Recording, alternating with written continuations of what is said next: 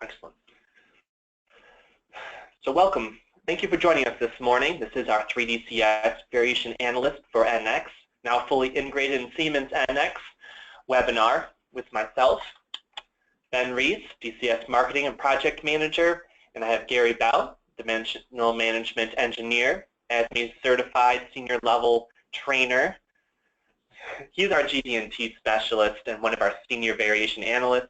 Those of you who have done work with DCS in the past have probably met Gary Bell. He teaches a number of our training classes.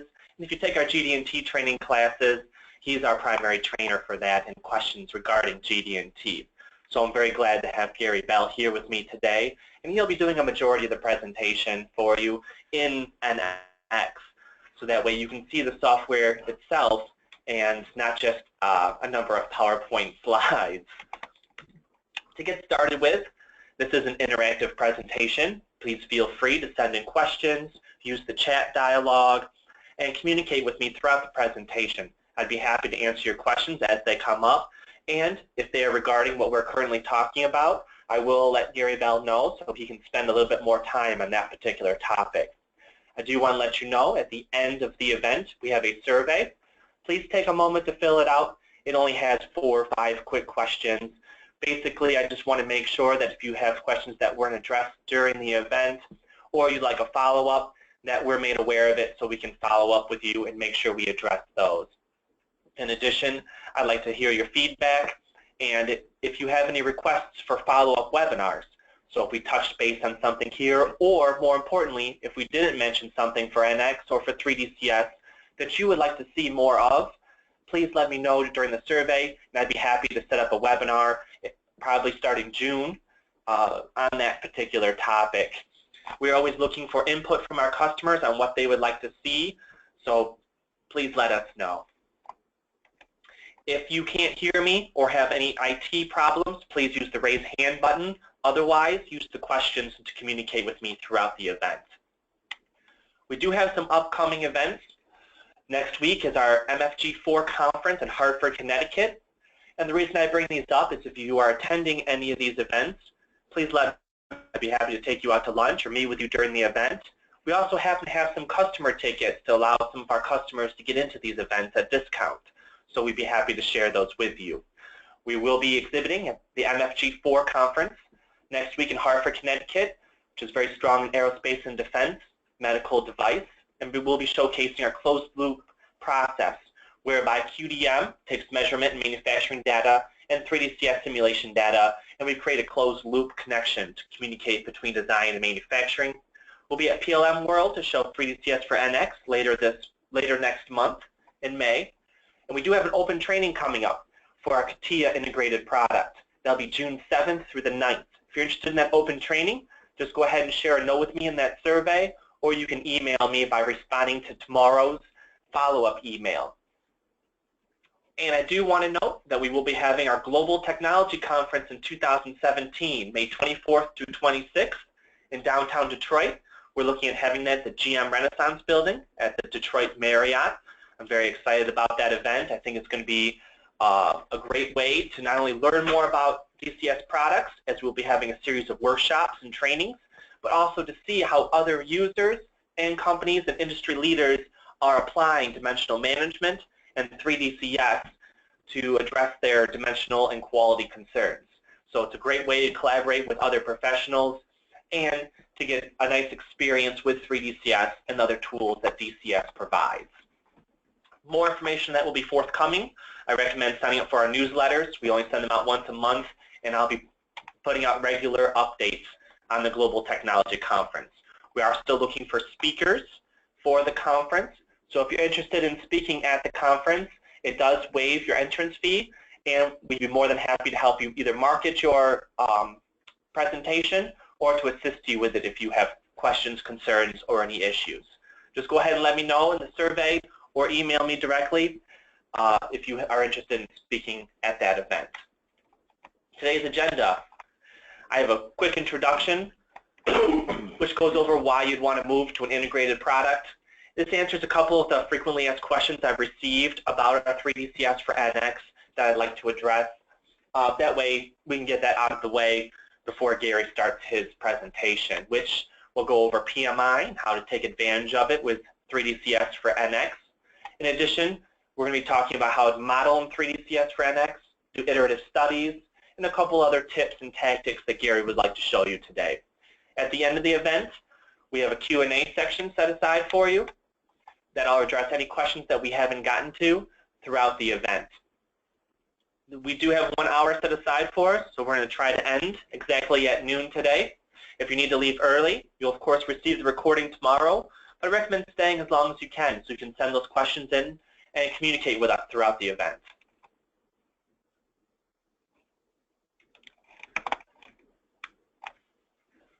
So why use an NX integrated version of 3DCS? So there are 4 primary value adds for using the integrated version, especially based on the feedback I've received from customers. The first one, and most importantly, is Team Center utilization. If you have Team Center at your organization, 3DCS for NX utilizes Team Center, PLM, for all of your model storing, sharing, and more importantly, revision control. So all of the value added you've used Team Center for up to this point, 3DCS for NX takes advantage of. PMI. So if you're putting PMI, product and manufacturing information, into your NX model, 3DCS can utilize that for GD&T, for tolerances, and for assembly process. Gary Bell's going to show you that specifically on the model. Updating geometry, if new parts are developed or changed, you can quickly integrate that into your model. And visualization. NX offers both advanced visualization and a Ray Trace Studio, so you can add that high-end visualization to your model. I do have these 4 slides: Team Center utilization, PMI, updating geometry, and the visualization available for you as a handout right in your window, along with our 3DCS for NX brochure. So you can quickly download those and use those later on to review, share, or remind yourself of some of the benefits of using 3DCS for NX. I don't want to spend too much time going over these though, as I want to leave as much time as possible for Gary Bell to show you the actual software. All right, Gary, you ready? I guess so. All right, so I'm going to change the presenter at this time to Gary Bell.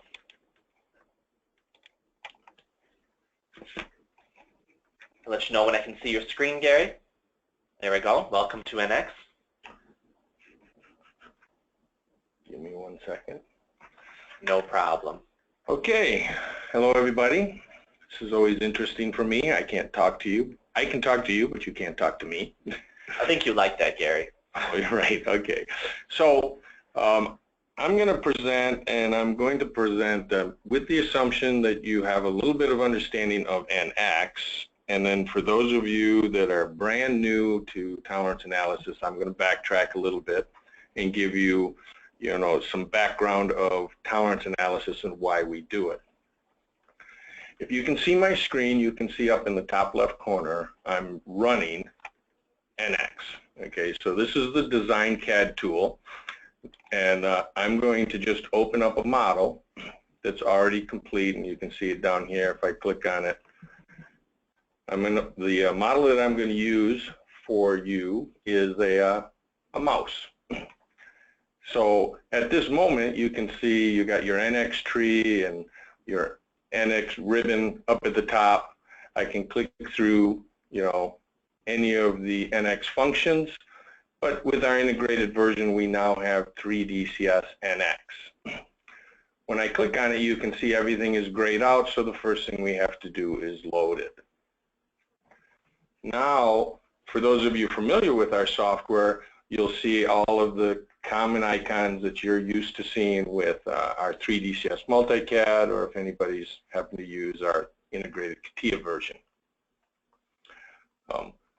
One of the things that's different is we have our own model navigation tree.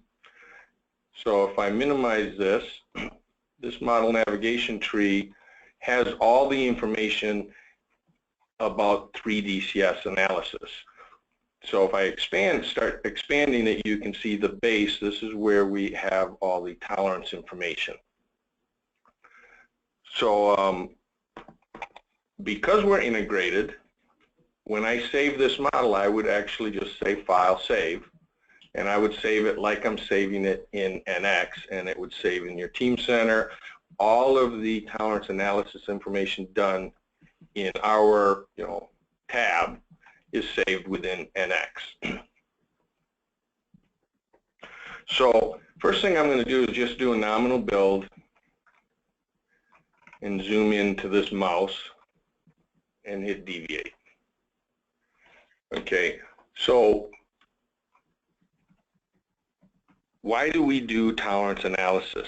The purpose of tolerance analysis is to understand and validate that if we go into production with our build process and our component part tolerances and our indexing method, we can meet our final dimensional goals. Those goals can be both quality goals, which would just be the gap and the flushness that you see out here on the outer mouse button, or functional goals, meaning validating that you can always assemble your product. You don't want to go into production and then have a certain number of builds where parts don't fit. All of that gets validated within 3DCS when you're doing your tolerance analysis. There's four main inputs to tolerance analysis, and that is measurements, tolerances, and moves. We normally refer to them as moves, tolerances, and measures, but I started out with measurements because that's the first thing I want to talk about, which is what we want to analyze. If I click over here and I click on this, you can see we are highlighting. We're measuring the gap between the mouse button and the center frame. So these are the measurements that are written in the model, and I can click through here and you can see, okay, I'm measuring the gap here, and I'm measuring the gap in the back. I'm measuring how well the wheel is fitting inside the mouse opening. If I go into these measurements, let me do a nominal build. Okay, so we were measuring this gap, and you can see the nominal gap is 0.8. That's what the design gap is. This is stating what is acceptable variation. So we're saying that gap can vary from 0.8 plus or minus 0.3. Okay, so first thing we do is we establish the measurements, which is establishing our goal. What is it that we're trying to validate? Now, 3DCS has what's referred to as spec studies. Spec studies take these measurements, and without knowing the assembly process or the indexing method or even the part tolerances, we can place these components into those values.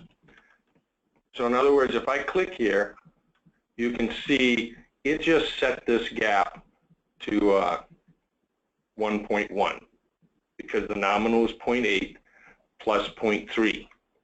Or I can say, well, show me what it looks like if it's the minimum gap. Or what does it look like if it's an A gap? So it's a large gap here and a small gap here, or a V gap. Okay, so spec studies allow us to quickly place the components into multiple positions so we can visually see if the variation we're trying to meet will be acceptable to the customer. And as Ben mentioned, everything that you do here, so when I put this into a position, I could click over to the Render tab inside NX, and now I have the ability to add what we refer to as advanced visualization. Actual part colors, reflection, environment, ray trace. So this gives you the ability, because sometimes the dimensional gap looks worse in the CAD system than it would actually look in real life. So with NX's advanced rendering capability, you can get a more realistic view of what that looks like. So we established the measurements, which is what we're trying to validate, and then we have to write some moves. So the moves are already written. If I separate this, I can step this through the build process, and you can see it assemble exactly the way we intend to assemble it in production.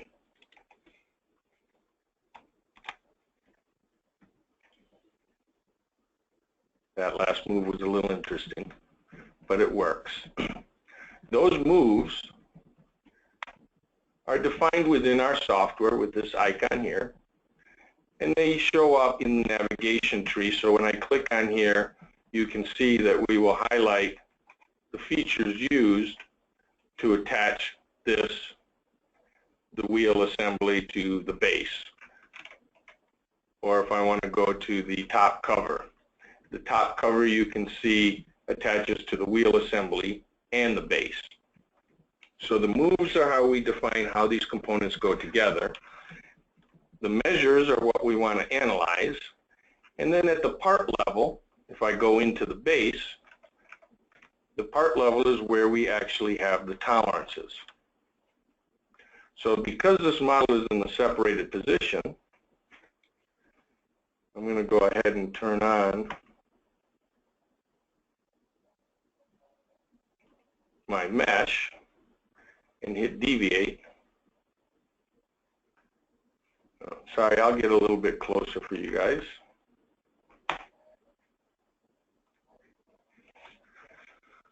So now you can see that happens to be one of the features that locates the side mouse button. It's got a location tolerance on it, and so now when this number is changing because the model is not built, you're seeing component part variation. Every time this number changes, it's like we grabbed another component out of the box, it was molded, and this hole is within its defined positional tolerance.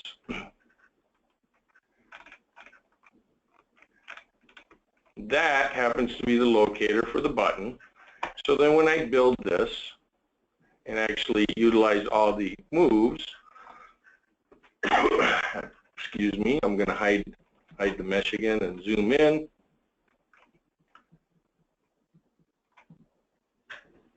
Now when I deviate it, you're actually seeing the effects of the component part tolerance on the location of the button, plus all the other component part tolerances affecting the location of the top left and right mouse click buttons, plus the base, the center base. So there's moves, there's tolerances, and there's measurements. Within our tab set, you can do all of that stuff within our tab set. However, because we're integrated in the CAD system, I'm going to go ahead and ultimately delete these GD&T tolerances. Make sure I got the right part.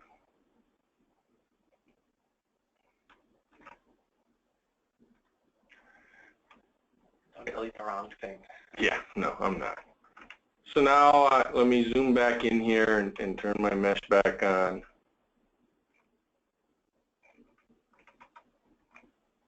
And hit deviate again. So now it's blinking, but you'll notice there's no variation. Okay, so we're still using that feature in the move, but I deleted all the tolerances. So when I do a nominal build, the button's still attached, but there's no tolerances. I deleted them because I wanted to show you the effect of being integrated. So if I go to the base, now you can see I'm going up to the NX tree. This down here in the base here This is the DCS navigation tree. This base is the NX tree.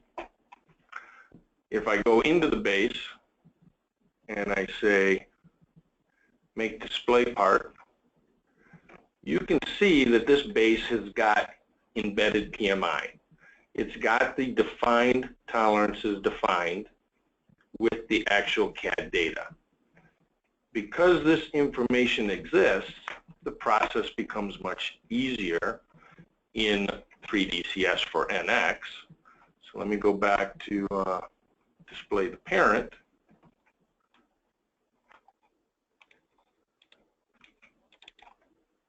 Oh, I want to stay there. So you can see that there's no tolerances. Well, this is DCS tolerances, but they're all turned off. There's no GD&T in the base. But we saw that there was GD&T actually in the base in the CAD system. So now I can come up here and I can just say update PMI. And I can update the GD&T for the whole model, or I can just pick the base. And when I pick it, you can see that, oh, I all of a sudden have GD&T again. So now if I zoom in, show my mesh, hit deviate. Now you can see that those features are again moving due to the tolerances. So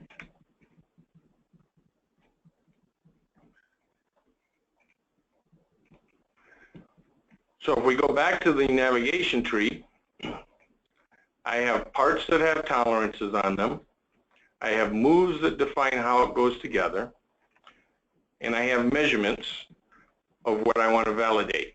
You can notice everything is graphically connected. So if I click on this measurement in the separated position, it's saying, hey, I'm measuring between here and here along this vector direction for the gap.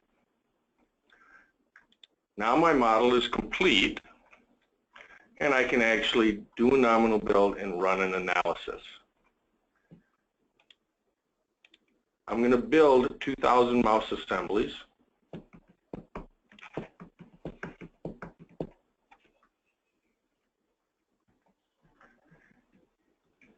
And we get our statistical results.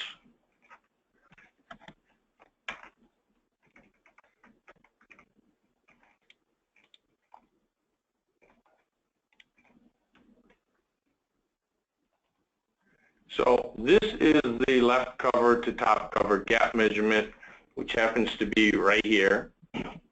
And you can see that my range of variation is 0.6 millimeters. And because we said it could vary plus or minus 0.3, we're pretty much there. We're within spec, we're failing 0.4% of the time. So if we went into production, we can expect, 0.4% of our builds would not be within our dimensional requirements. However, if I go to the next measurement, which is up here at this tip, you can see that I'm failing a lot more. And if I deviate this, okay, you can just see that the tips of these are moving around a lot more than what's happening back here. And that happens to be not just a function of tolerances, but it's a function of the move. If I come back over here and I look to the left cover to top, you can see this cover is attaching to the mouse back here. So small variation back here is going to cause large variation up here. And this is telling you that the position tolerance on the left cover, or I'm sorry, in the top cover that locates the left cover is the #1 cause of variation. 36% of all this variation is driven by this 0.3 millimeter tolerance in the top cover. That happens to be, how am I doing on time? Doing great. Okay.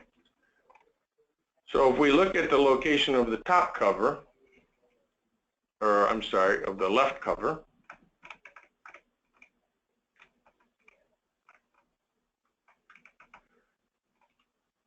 this left cover snaps in here and here. The location tolerance on these features are what's causing the largest amount of variation, which happens to be this position tolerance on the top cover, which is here and here. So those tolerances, it affects this gap as well as this gap up here, but it's getting amplified out here. If I want to know that amplification, then I can do a nominal build again and run Geofactor.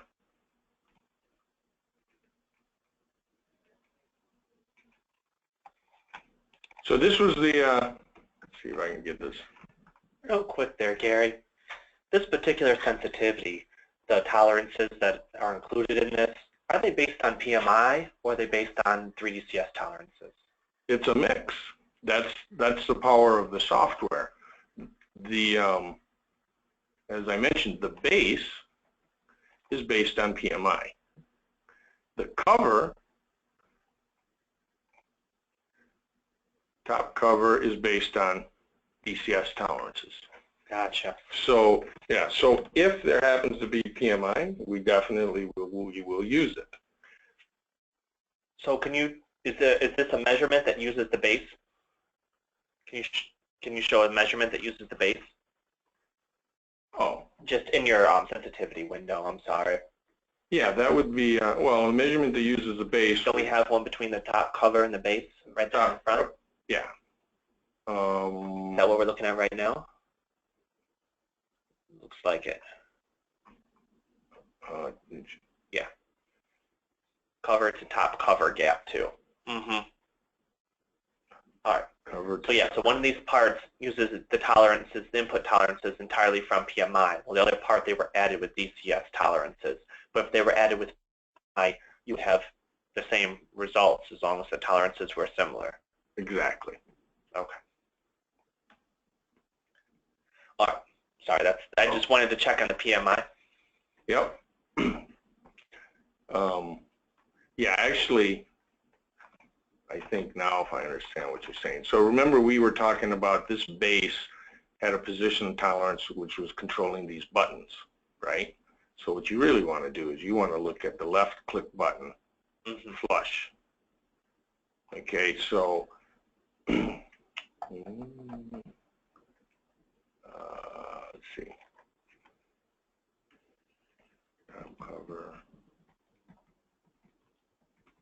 Top cover, left cover. Button to button, button to button, flush, there we go. There you go. So yeah, so you can see here's the contributors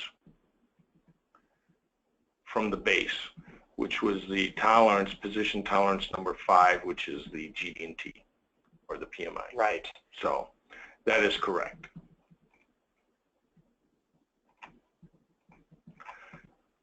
So I apologize. I kind of like to focus on this one because it's out of spec. I appreciate that. Go back to that one. That's great. I just know that PMI is an important modeling process with many companies, and they really want to utilize the PMI to the best of their ability. Yeah, I want to make sure that there isn't an adjustment or some kind of inaccuracy or anything that might be, a negative to using the PMI instead of DCS tolerances. Yeah, no, there's no negative. We would prefer you to use the PMI because then it's embedded into the 3D CAD. All right. So how do those PMI tolerances show up in the sensitivity? Yeah, that's what I was showing you. Is it's showing up right down here, button to button.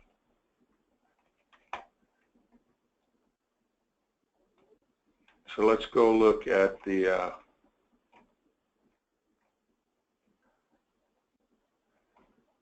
Yeah, so this position 5, this is the PMI. It's right here.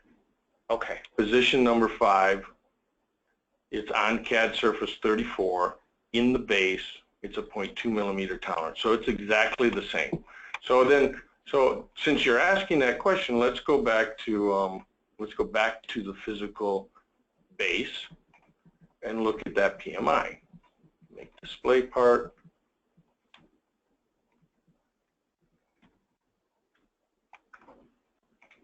That's this tolerance right here. Remember I was focusing on these holes, right? Those are the holes that the buttons locate to. This and this and this and this. And there's the PMI that's embedded in the 3D CAD. We extracted it. It shows up here.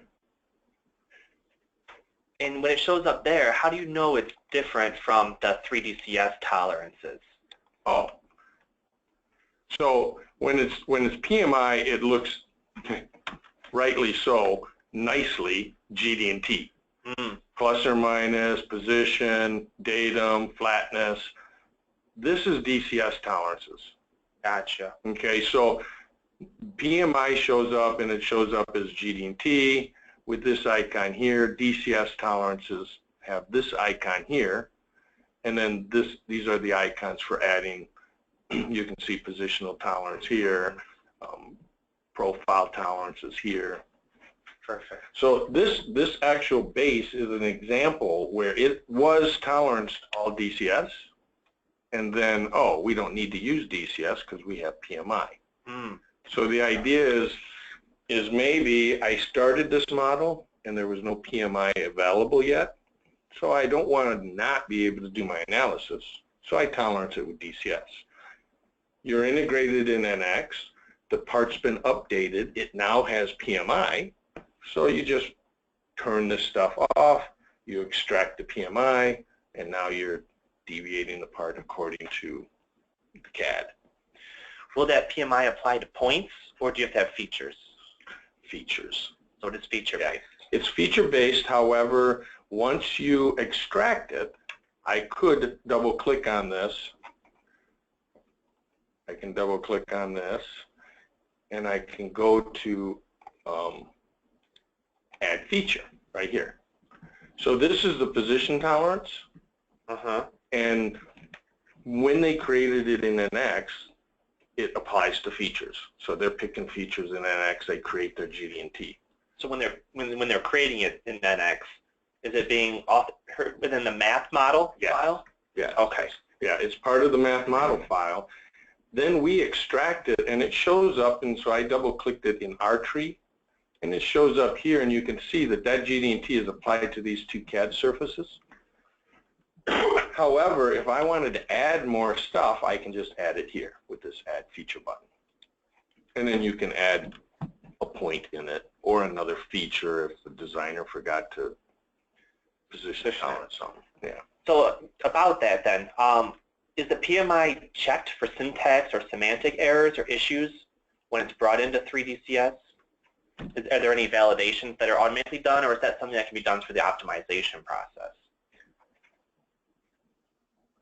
I don't like that question. You don't like that?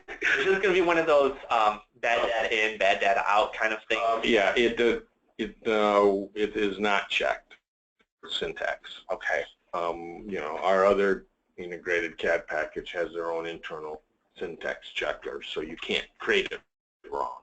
Okay. So if you can something based on NX. Yeah, yeah, exactly. Because it is NX PMI.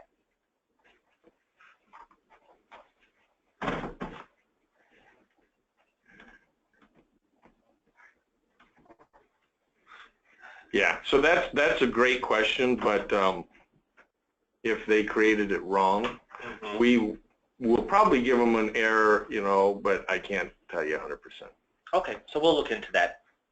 No problem. I just wanted to check on that. Thank you. So I'm going to go back to the entire model. And so what I wanted to point out was if we go to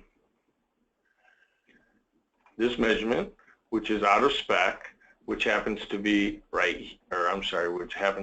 here, and the previous measurement, which is in spec, which happens to be back here. If I run Geofactor, did I already run it? Oh, I did. If I run Geofactor, you can see the Geofactor is predicting the same range of variation, 0.6, 0.6, And if I go to measurement number 2, 1.5, 1.5, but Geofactor is telling you that, hey, this position tolerance on the top cover, even though it's 0.3 millimeters, because of how we're locating this piece to the top cover, it's getting amplified by 2.64. So that 0.3 millimeter tolerance is acting like a 0.9 millimeter tolerance. So this helps you understand that, hey, it's maybe not just a tolerance problem, it's a location problem, and you should modify your locating method if you can. If you can't, then you would just go, if we remember this 1.55 and we say, hey, this is the #1 contributor, then I can come into the top cover. So now I'm going to scroll over into my tree, go to my top cover, go to this tolerance right here, which position left right cover, position left right cover, double click it. I'm going to change that tolerance from 0.3 to 0.15. So I'll quickly make a change.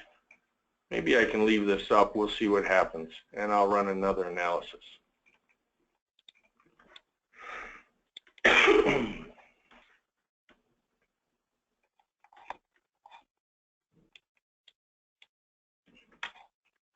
Go to the same measurement. So now that tolerance, you can see, man, it's still the #1 problem because it's getting amplified. But you can see it's 0.15 now, and my variation went from 1.55 down to 1.27, failing 26% to failing 25.5%.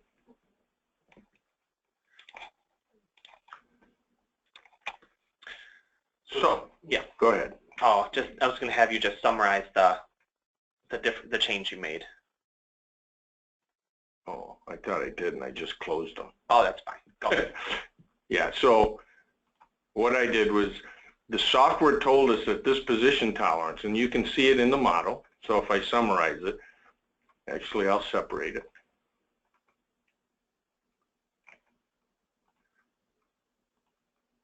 Okay, this position tolerance, which is controlling these features which control how these buttons get attached, it's the #1 cause of variation. So I went in, and it was 0.3 millimeters. I changed it to 0.15, and it decreased the results. So once you have your model complete, you can either modify your tolerances, you can modify how you're locating your parts, you can modify the geometry of the parts altogether. There's 3 things you can do. The easiest thing from here in this particular presentation is to just change the tolerances. That's not always an option. Correct. Mm-hmm. Right. If I couldn't change the tolerance, you know, I might look and say, hey, okay, obviously they want to attach this button back here because this has got to be flexible. Mm-hmm. So you can push the button down, you know, but maybe they can move this locator here. Okay, just changing this locator up to here a little bit, now it decreases that amplification. Of course, you have to do a separate study, so is the button still flexible enough? Stuff like that. So just an iterative study set. Correct. So, if I minimize all this now, so now we have a model where my parts are toleranced, it's building, I can run my analysis.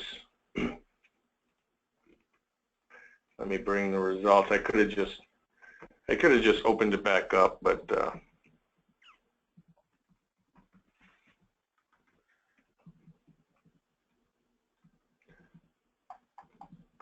actually, because I want to see that red, let me go back to the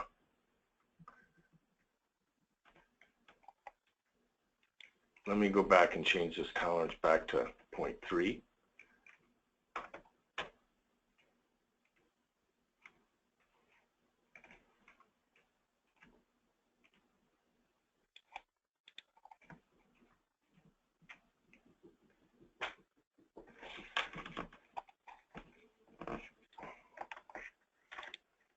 now we're back to the original where the,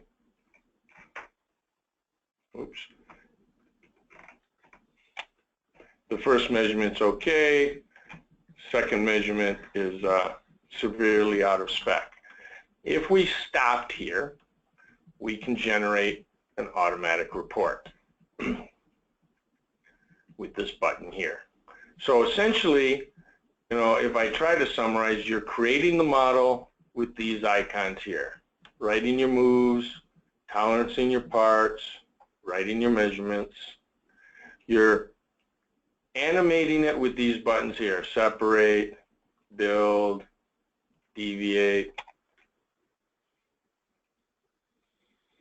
and you run your analysis here. When you're done and you need to create a report, you click this button here. This allows you to generate what you want in the report. You can say, I want a cover page, I want a summary, I want all my GD&T tolerances documented, my DCS tolerances, moves, measures. You can put in a header and a footer. You can see mine is saying this is my report. And it's going to generate an HTML report that can be opened up in any web browser. So if I hit generate report,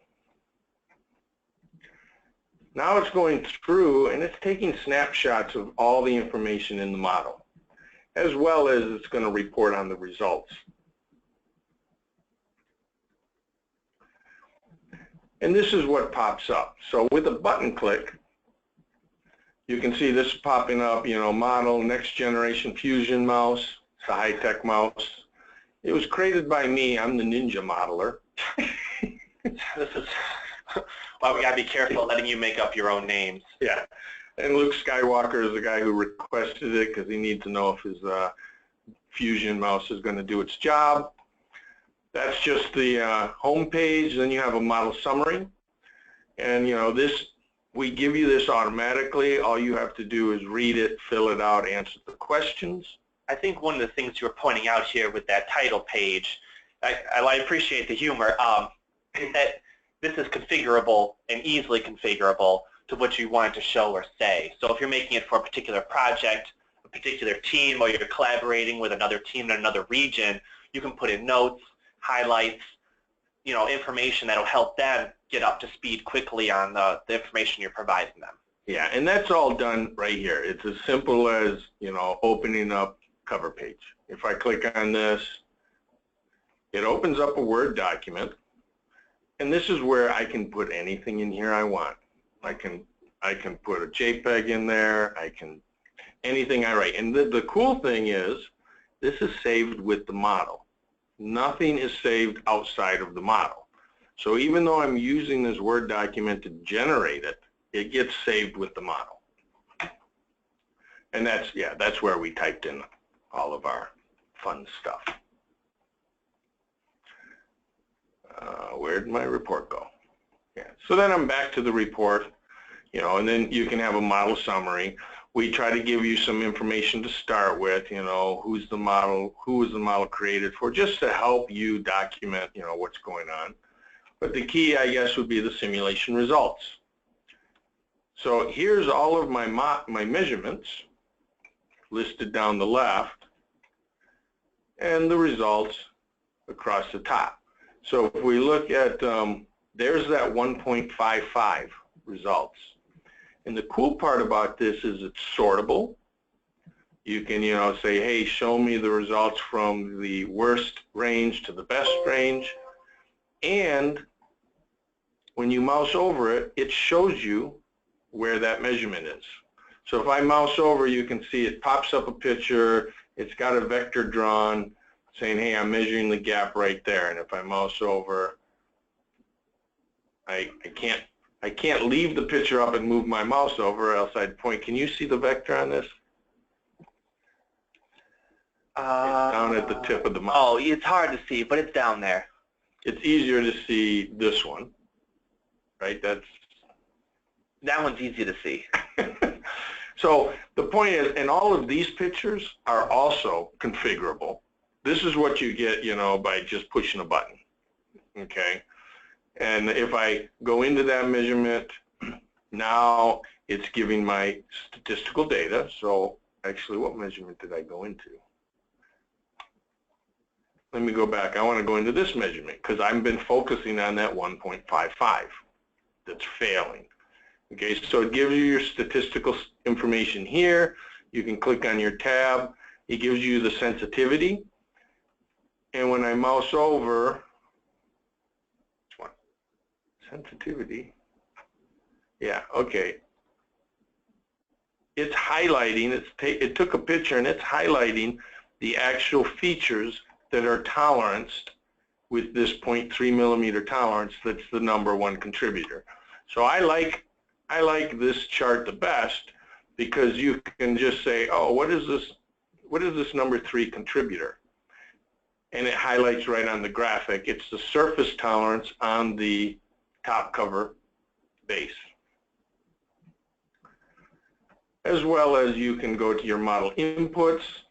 If I go to my model inputs and I go to the GD&T, remember we only extracted PMI from the base, so you can see it's only showing you the base GD&T. And if I go to that position 5, it's trying to highlight on the base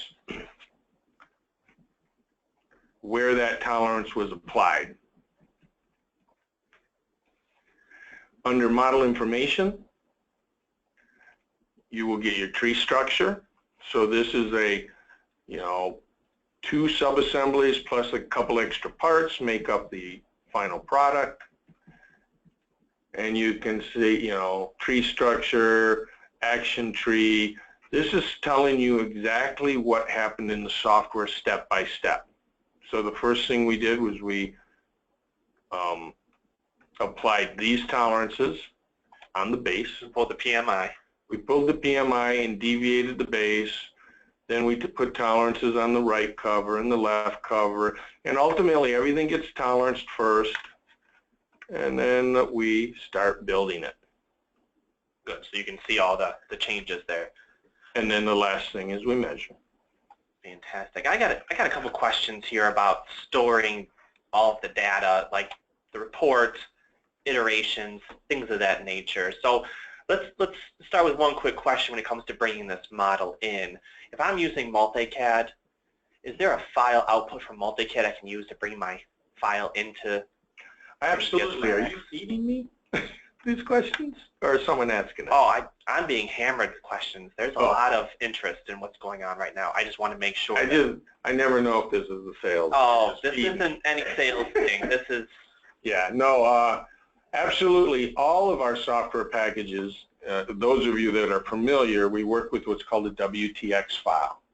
And so you can see over here, I can import a WTX file, I can export a WTX file. So the idea is if you did the model in Multi-CAD, this, to be honest with you, this model was originally done in our integrated CATIA version.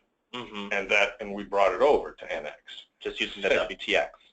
Via WTX, right. Okay. So in any of our packages, you can export a WTX, and then you open up the CAD in the appropriate software you want, CATIA or NX, and you re-import the WTX. Now, when I'm saving, let's talk for a second about Team Center and model saving things. I don't know if I know. I know. We don't have a Team Center system set up here at DCS. Right. So we're slightly limited on our testing, so that's still in process, understandable. Do you know if the 3DCS model is how it's saved in Team Center at all, like as a child under the actual item itself, or is it saved directly in the model file itself? My understanding is it is saved in this model file right here. Okay. We save everything. So this is a multi-stage assembly. You can see it's got 2 sub-assemblies. And all of this modeling information is stored here. So it's embedded in the NX file? Yes. Okay. Now the report itself, that's also embedded in the NX file, right? So you wouldn't have to save that separately. Right. That's really helpful. Right. We are trying to avoid having Word documents over here and a PowerPoint over there, and the model is over here, everything is in Team Center and it's in the model. I think that's a pain that people are looking to fix as well, bring everything together. Now, when I bring that, since everything's saved in the model, when I bring that PMI onto my 3DCS model and make changes, I can then basically export that changed PMI or adjusted PMI. I want to say yes. I mean, we can, and yeah. I know in CATIA, yeah. If we can't right now, it's only because we're not there yet. But that is the intent. I guess yeah. I need Jason here. But the intent is you are correct. Once you extract it, so if I go into my base, which actually has the PMI, you know, and I came in, let me see if it's even there. If I came in here and GD&T, and I change this from 0.2 to 0.4. Okay, so now it's changed in 3DCS. I'm not seeing the button yet, but that is the intent. So it's more of right now it's more of a pull. Gotcha. We want it to be a pull push.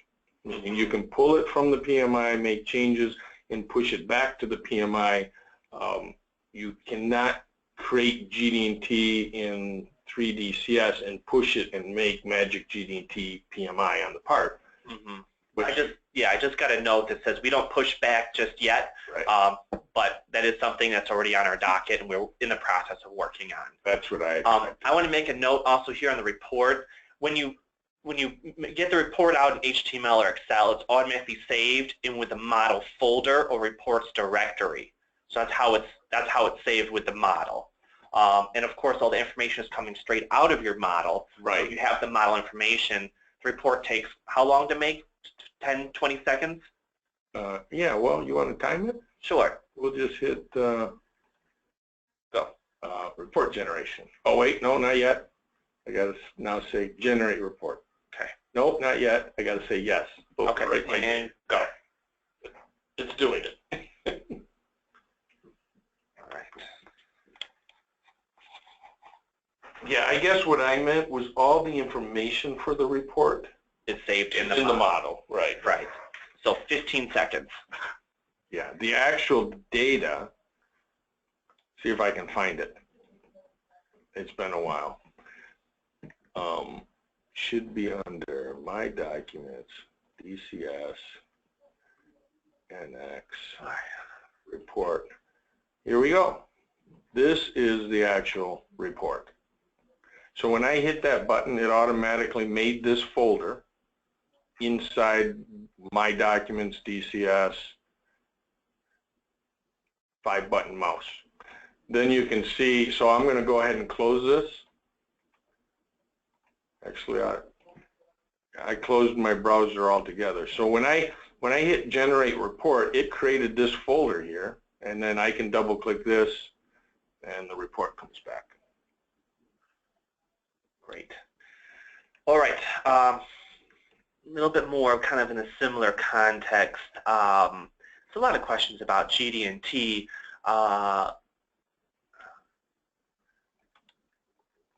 If I want to just take in certain features which have GD&T applied to them, I can just take certain features into 3DCS. So, for example, if I wanted to work on a sub-assembly, if I wanted to work on a sub-assembly within 3DCS instead of the entire model, then that sub-assembly has PMI on it. I can just bring that sub-assembly in or those particular features in. Absolutely. And then bring the PMI onto those particular features, Absolutely. right? Well, and as you saw, when I hit this update GD&T PMI, I can either pull in the PMI for just the side button or the entire product. So if I have a large car model and I'm just working on one particular area, say the front headlight, you know, I can just pull in the information for that particular area, isolate that area to speed up my modeling process and focus on that. Can I create the GD&T directly in 3DCS, or do I have to pull it from the PMI? You have to pull it from the PMI. The only thing you can create within 3DCS is the DCS tolerances. Okay. Because we're integrated, we want you to use the PMI. Okay. Now, do I have to, so I build that in NX and I have to just import that in? Extract it. Yeah. Okay. Yeah, you will build it in NX like you see when I say make display part, yeah, like you see here. This is the PMI that was built in the actual base part. Fantastic. Now, talking about that base part then, someone else, so I'm working in a team. One of my other team members makes changes to the geometry of that part, uploads it to Team Center, and I want to now update my 3DCS model with that new geometry.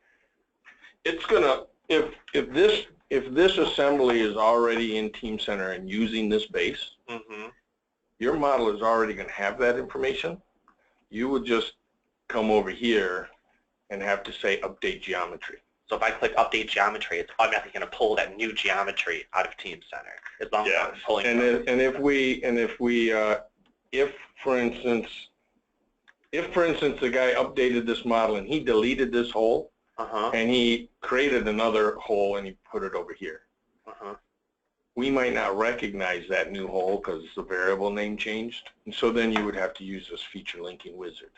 Oh, okay. And reconnect our DCS information. But there's a wizard to make it easier, so it'll allow you to quickly reconnect it. You don't have to manually rebuild that data. You can just shift your data. You're not going to lose any of your moves, tolerances, or measures. You just got to reconnect the features we used to the new feature. Right. So if that geometry or PMI data changes, all you have to do is use the feature update wizard to readjust that onto the new features and data. And you may not have to use it at all. Depending on how he changed the part. Correct. Got you.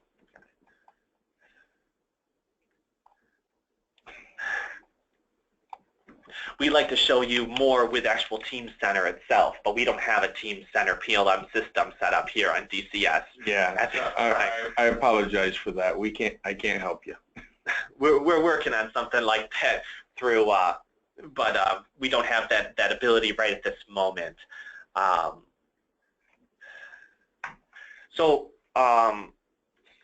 Real quick, I do want to make a note. First off, we're almost out of time here, so Gary and I are going to stay on for a few more minutes, but I do want to let you know it is noon right now, so we are officially done with our event.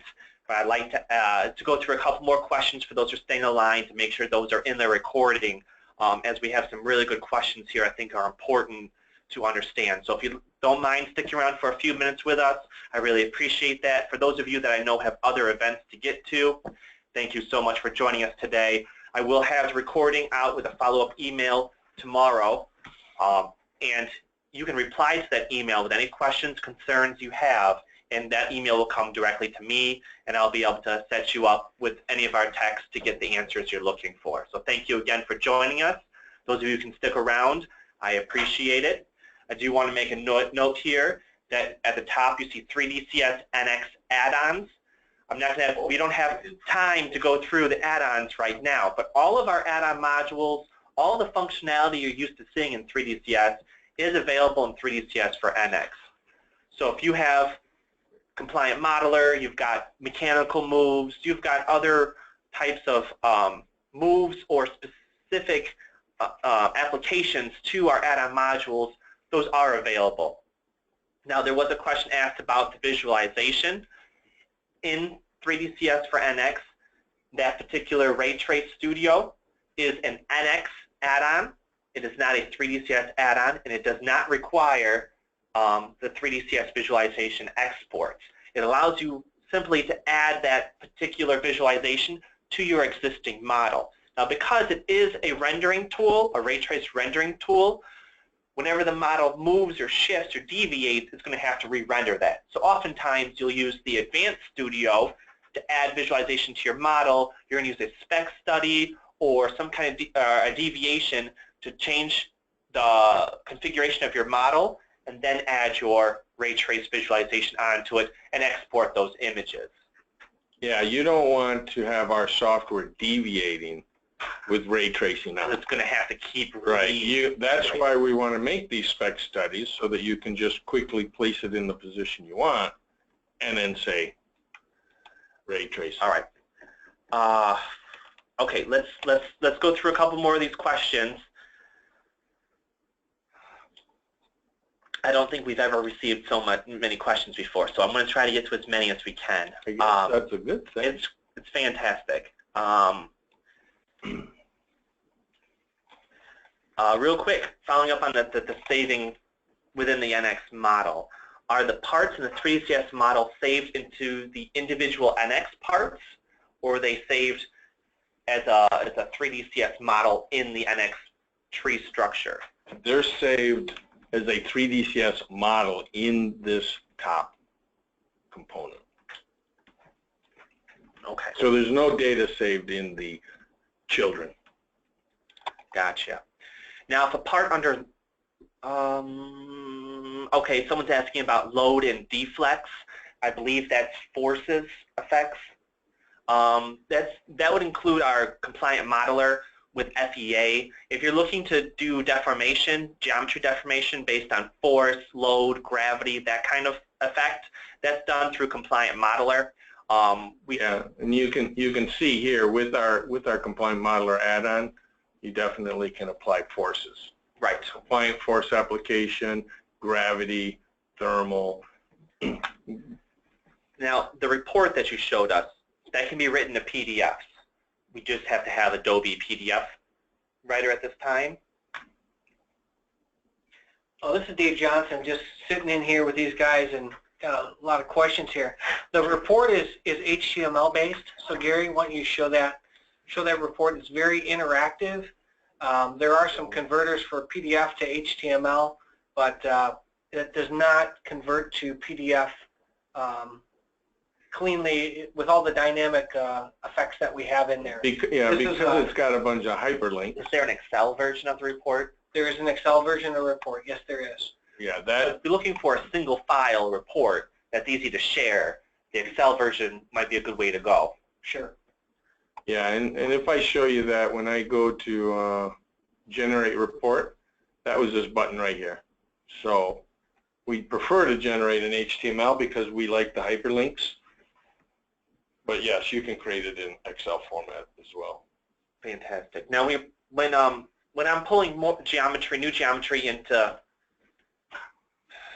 okay, so when you pull new geometry into the model, that's when the geometry itself is changing the same name, correct? If there's a new revision name, of a new name put on that geometry, that might have to be imported specifically, or would that still be automatically imported? So, for example, let's read the question. Yeah, when the name revision of the part in 3DCS, does that get updated automatically when new geometry is pulled in? To change the name of the part when new geometry is pulled in. I think when you bring in that part with the new name and you hit update model. Mm-hmm. Oh, where is it at? Update model. Yeah, it's going to give you, I probably don't have the ability, but it would give you the dialog box. It's going to say, hey, here's the old part. I don't know how to do it because I can't break it. But when you bring in a new part with a different name that's completely replacing my old part, mm-hmm. You're going to hit update model. 3DCS is going to say, hey, I had a part called X. The only thing I see now is this new part called Y, and you're going to have to say link. So that means if I've got two parts saved in two different locations and I want to replace them, I'd be able to quickly be able to do that. Because I could take my other part, maybe with a different name, bring that in, and I could... And then relink. And relink. Yeah. Okay. Do you want to make a note, since we mentioned the 3DCS add-on modules, if you are using a 3DCS add-on module or want to add a 3DCS add-on module, those are actually built into the base 3DCS package. So they're installed with 3DCS. You just have to unlock them with a license. So all you have to do is update your license, and you're good to go. Just begin modeling with that add-on module. We try to keep that as simple as possible for you.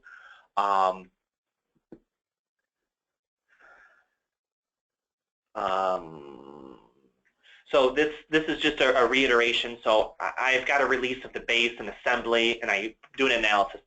Got it, my initial sub-assembly. I do my 3DCS analysis on it, and then that drives a new assembly. So they change the design based on my outputs, which is what we want, right? We want to optimize that design to make it more robust. Now, I've got that new assembly. I don't have to do my analysis from scratch, because if that assembly resembles my old assembly, like you said, I can import the new geometry, and then I can use the wizard to adjust my 3DCS data onto my new geometry if the geometry has changed. Yes. Yes, essentially that's the case.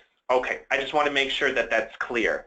So if you make design changes, like we said before, those can be updated to your model, and if the geometry is drastically different, there's a wizard that allows you to move your 3DCS data onto the new features on the updated geometry, so that you don't have to start from scratch if it's a similar assembly.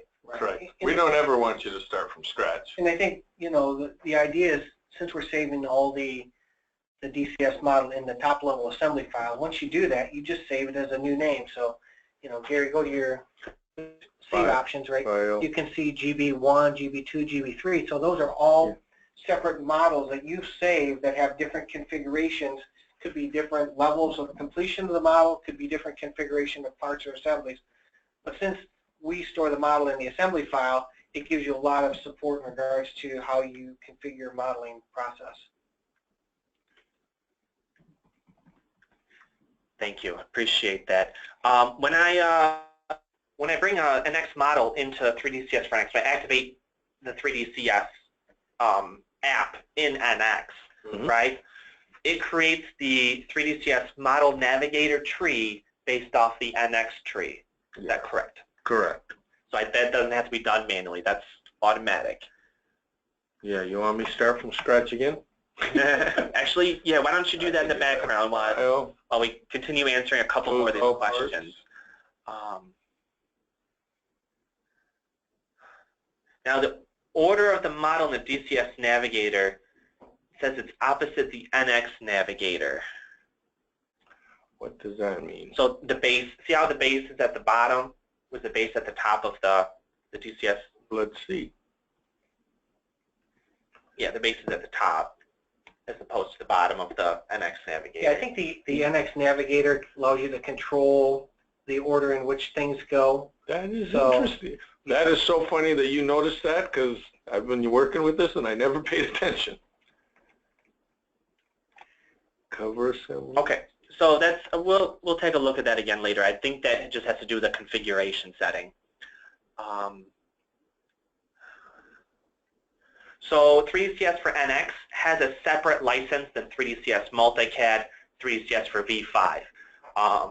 So if you're working with Multi-CAD right now, you're not going to be able to instantly begin using 3DCS for NX. You do need a new license. We do offer upgrades. You don't have to rebuy the software. You can upgrade your Multi-CAD to 3DCS for NX. Just let us know and we can put something together for you if you're already working with one of our other versions. This is asking something maybe a little bit deeper about NX. We only have about 3 or 4 minutes left, so I'm going to do 2 more questions, and then we have to close off. We do have to let you go. So these are the last 2 questions. The first one, this one's maybe a little bit more related to NX. If I'm mirroring parts, Sure. Yeah, this might be an NX question. Can I mirror PMI if I mirror parts? Do you know if that's? That is an NX question. If PMI gets mirrored when you mirror a part in NX, I'd say yes, but I'm almost positive that's the case. I know that is the case with CATIA. I've been shown that, but that is more of an NX-based feature modeling question than so much as a 3D. If you're answering the question, if you mirror the part with PMI and the mirror has PMI, then we pick up both of them in our software. And there is a mirror function in our software too, which allows you to quickly if you're working with a left-hand side door or body in white, you can quickly apply your information to the other side so you don't have to recreate it manually. We actually have an article on our blog written about that. I'll try to remember to include that in the follow-up email. So if I want to preserve my geometry used for the model from a designer's model, so I understand this right. Propagate. I don't know. How do you propagate? So for example, I want to make adjustments based on my outputs, right? I want to work with the PMI, but I want to keep my base model where I'm drawing my information from the same without modifying it.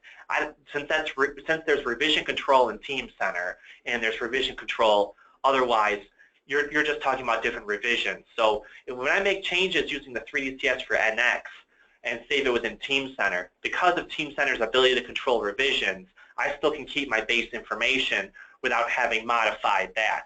So I can go back to that original data if I want, or I can use my new updated data. It can control all of that for you, which is very, very helpful and why we are so excited about this integration. All right, there are a couple more questions here, but I'm afraid we really are out of time today. We're 1/4 noon. I really appreciate everybody sticking around for a couple more minutes to get to some of these. Like I said, tomorrow I will be sending out a recording of this particular presentation, and it'll come from my email address. So you can reply to that email with any additional questions you have, and I would be happy to assist you. In addition, there is a spot in the exit survey you will receive once you leave the presentation today, and there's a spot in that exit survey for you to put in questions, comments, or additional topics you would like to see us do a webinar on. I do want to thank everybody for sticking around with us for a couple more minutes after the hour and for joining us today. We appreciate your time and your interest. You will receive that email tomorrow morning with a recording, and that's it for us today. Gary? Thanks for joining us, guys and girls. I'll be closing